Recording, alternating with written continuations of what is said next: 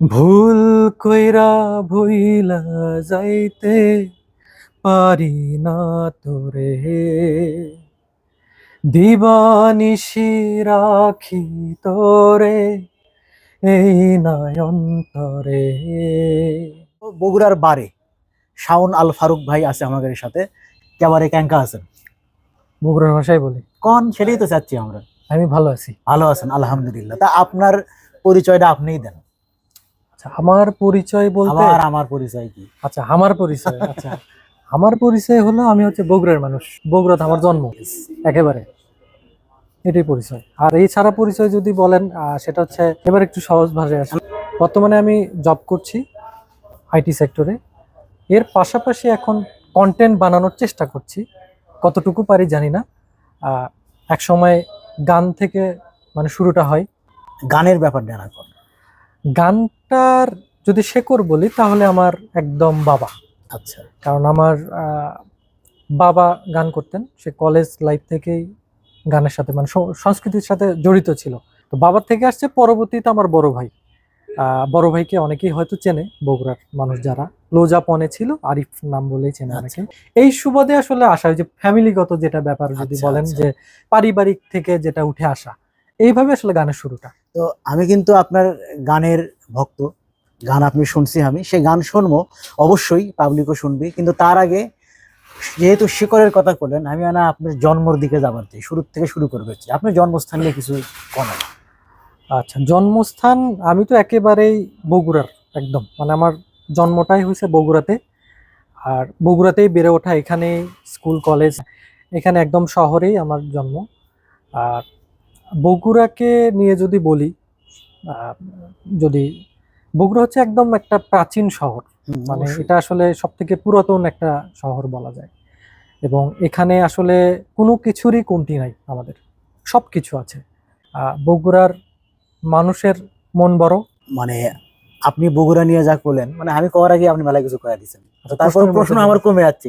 কথা হচ্ছে, ধরেন বগুড়া তো একটা জেলা শহর, কিন্তু অনেকে দাবি করে যে জেলা শহর না, এটা বিভাগীয় শহর হওয়ার কথা। অবশ্যই। অনেকে দাবি করে যে পৌর শহর না, এটা সিটি কর্পোরেশন হওয়ার কথা। অবশ্যই। এই ব্যাপারে আপনার মতামত? এই ব্যাপারে যদি বলি, সেটা হচ্ছে যে আমাদের বগুড়ায় কি নাই সেটা আগে বলেন, চিন্তা করেন। বগুড়ায় আন্তর্জাতিক সম্মত একটি স্টেডিয়াম আছে।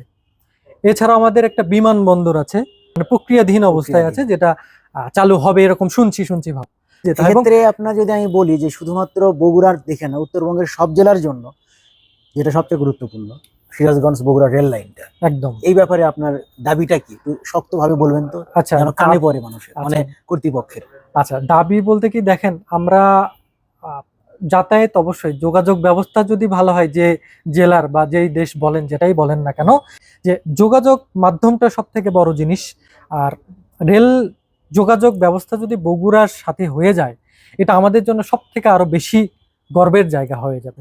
আমি আপনার এই ভিডিওর মাধ্যমেই আমি সবাইকে জানাতে চাই যে বগুড়ায় রেল যোগাযোগ ব্যবস্থা দ্রুত চালু করা হোক। এটা আমি অবশ্যই, এই দাবি খালি আপনার না, সকলেরই দাবি, বগুড়াবাসীর, উত্তরবঙ্গবাসীর মূল দাবি। অবশ্যই উত্তরবঙ্গের। এখন কথা হচ্ছে, যেহেতু আপনি বগুড়ার মানুষ, বগুড়ার সম্পর্কে আপনার ধারণা সবসময় আপনার নখদর্পণে থাকে, তাই আপনি চেনা আগে যে আমার কোনো ইয়ের কথা, স্টেডিয়ামের কথা, বগুড়া শহীদ চাঁদ স্টেডিয়াম, যে জায়গা কিনা বাংলাদেশ প্রথমবারের মতো ওয়ানডে ক্রিকেটে শ্রীলঙ্কা হারাছিল। তো আপনি কি দেখিচ্ছেন, এটা চালু হওয়ার ব্যাপারে কোনো আশা দেখিচ্ছেন কি? বগুড়া শহীদ চান্দু স্টেডিয়ামে এখন কিন্তু অনেক খেলা হয় আমার জানা মতে, অনেকগুলো খেলাই মানে চলে। স্থানীয় পর্যায়ে যেগুলো খেলা হয়, জেলা পর্যায়ের বা যেটাই বলেন না কেন, বিভাগীয় পর্যায়ের খেলাও কিন্তু হচ্ছে। তবে আমরা কি চাই, আমরা হচ্ছে আন্তর্জাতিক মানের খেলার ম্যাচ গুলো চাই, কারণ এটা আসলে বগুড়াবাসীর প্রাণের দাবি। আমি একটু আগে যেটা বললাম যে আপনার এয়ারপোর্টটা যেমন প্রাণের দাবি আমাদের সবার, ঠিক একই ক্ষেত্রে যে স্টেডিয়ামটাও আমাদের এখানে একটা আন্তর্জাতিক মানসম্মত স্টেডিয়াম আছে, সেখানে যোগাযোগ, সরাসরি যোগাযোগের একটা একদম। আমি আরেকটা কথা একটু যুক্ত করে, যে বগুড়া কিন্তু একটা বাণিজ্যিক শহর, এটা কিন্তু আপনাকে মানতে হবে, কারণ এখানে অনেক পর্যটক কিন্তু এখানে আসে। আমাদের এখানে 5 স্টার মানের হোটেল আছে, এখানে 4 স্টার 5 স্টার হোটেল আছে। এখন এখানে কি নেই আমি যেটা বলবো, আপনার এয়ারপোর্টটা যদি চালু হয় সেক্ষেত্রে যোগাযোগ ব্যবস্থা আরো ভালো হবে। এবং আপনি যেটা বললেন রেল যোগাযোগ, এটাও কিন্তু এর মধ্যে পড়ে। সেক্ষেত্রে বাণিজ্যিক ভাবে একটা উন্নতি হওয়ার সম্ভাবনা বেশি। এর পরে যেটা হবে আজ আমাদের আন্তর্জাতিক ক্রিকেট ম্যাচ হওয়াটা স্টেডিয়ামটা আসলে গেলে খুব মায়া লাগে। আমি লাস্ট 6 মাস আগে গেছিলাম, হেডলাইট গুলো দেখে আমার খুব মায়া লাগছে যে হেডলাইট গুলো আসলে আর কি জ্বলে না। তো এই এই জিনিসটা আসলে খুব আমার খুব ব্যথিত করে যে এখানে কেন খেলা হয় না আন্তর্জাতিক ম্যাচ। এখন আপনাদের কথা দিয়েছিলাম যে শাওন ভাইয়ের কণ্ঠে গান আমি তো শুনছি, আপনারা অনেকেই শুনছেন নিশ্চয়ই। তা আজকে এই ভিডিওর মধ্যে আপনারা শুনবেন শাওন ভাই 2টা লাইন হলেও কোয়া লাইন আচ্ছা, আসলে কি বলবো, গান বলবেন। গান বলবো না। আচ্ছা, আমি একটু আমার একটা মৌলিক গান, এই গানটা করেছিলাম 2020 সালের করোনাকালীন সময়ে।